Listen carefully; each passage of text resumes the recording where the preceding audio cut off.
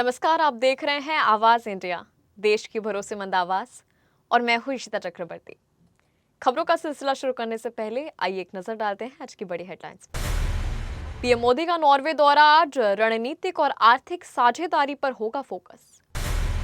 गुजरात चुनाव नतीजों को लेकर अमित शाह ने विपक्ष पर कसा तंज, कहा कांग्रेस का सफाया और आप हुई फेल। देश बदलने के लिए जन भागीदारी जरूरी, नितिन गडकरी ने दिया बड़ा संदेश। वोटर लिस्ट पर किशन रेड्डी का बड़ा बयान, रोहिंग्या बांग्लादेशियों के नाम हटाने की मांग। और कान फिल्म फेस्टिवल में अम्मा अरियान का चला जादू, 40 साल पुरानी फिल्म को मिला स्टैंडिंग ओवेशन। अब खबरें विस्तार से। प्रधानमंत्री नरेंद्र मोदी आज नॉर्वे पहुंचकर तीसरे भारत नॉर्डिक शिखर सम्मेलन में हिस्सा लेंगे और कई अहम बैठकों में शामिल होंगे।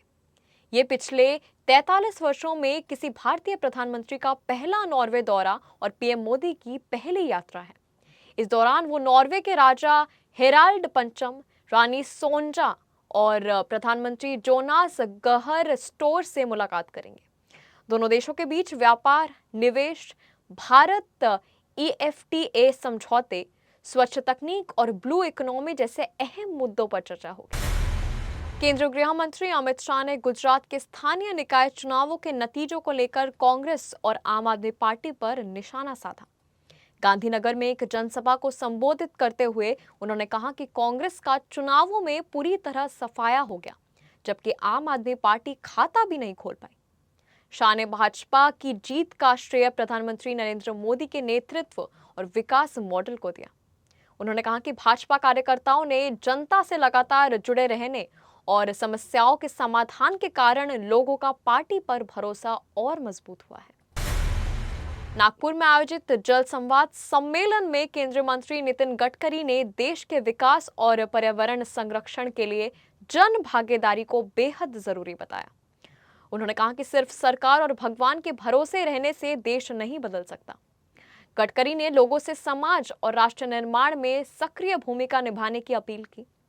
उन्होंने कहा कि जब हर व्यक्ति और समाज मिलकर काम करेगा, तभी वास्तविक बदलाव संभव होगा। केंद्रीय मंत्री जी किशन रेड्डी ने मतदाता सूची को पारदर्शी और साफ बनाने की जरूरत पर जोर देते हुए कहा कि वोटर लिस्ट में केवल भारतीय नागरिकों के नाम ही होने चाहिए। उन्होंने मांग की कि यदि रोहिंग्या या बांग्लादेशी नागरिकों के नाम सूची में दर्ज पाए जाते हैं तो उन्हें तुरंत हटाया जाना चाहिए। रेड्डी ने चुनाव आयोग के विशेष मतदाता सूची संशोधन अभियान का समर्थन करते हुए सभी राजनीतिक दलों से सहयोग की अपील की। उन्होंने कहा कि फर्जी वोटरों की पहचान और निष्पक्ष चुनाव के लिए सभी दलों को सक्रिय भूमिका निभानी चाहिए। सासाराम रेलवे स्टेशन पर सोमवार सुबह पटना जाने वाली पैसेंजर ट्रेन में अचानक आग लगने से यात्रियों में अफरा तफरी मच गई। घटना सुबह करीब 6 बजे हुई, जिसके बाद प्लेटफॉर्म पर हड़कंप की स्थिति बन गई। शुरुआती जांच में आग लगने की वजह शॉर्ट सर्किट मानी जा रही है। इस हादसे में ट्रेन की एक बोगी पूरी तरह जलकर खाक हो गई, जिसे बाद में अलग कर दिया गया। रेलवे प्रशासन ने आग पर काबू पाने के बाद मामले की जांच शुरू कर दी और राहत की बात यह रही कि किसी यात्री को नुकसान नहीं पहुंचा। उत्तर प्रदेश में भीषण गर्मी और झुलसाने वाली लू से जनजीवन बुरी तरह प्रभावित हो गया है। मौसम विभाग ने अगले 24 घंटों के लिए आगरा, वाराणसी समेत कई जिलों में उष्ण लहर का अलर्ट जारी कर दिया है। राज्य के कई हिस्से में तापमान 45 डिग्री के पार पहुंच गया है, जबकि बांदा 46 डिग्री सेल्सियस के साथ देश का सबसे गर्म जिला दर्ज किया गया। मौसम विभाग के अनुसार प्रदेश में फिलहाल मौसम सूखा रहेगा और दिन भर तेज धूप और गर्म हवाएं लोगों को परेशान करती रहेंगी।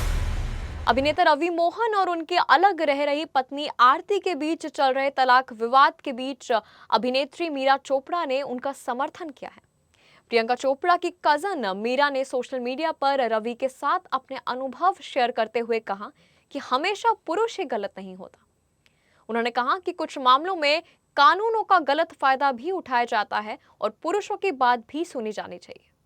मीरा ने रवि को सीधा और अच्छा इंसान बताते हुए उम्मीद जताई कि उन्हें सच और न्याय मिलेगा। दिवंगत फिल्म मेकर जॉन इब्राहिम की मशहूर फिल्म अम्मा अरियान के 4K रिस्टोर्ड वर्जन की कान फिल्म फेस्टिवल 2026 में स्क्रीनिंग की गई, जहां इसे शानदार प्रतिक्रिया मिली। फिल्म की स्क्रीनिंग के दौरान दर्शकों ने खड़े होकर तालियां बजाई और स्टैंडिंग ओवेशन दिया।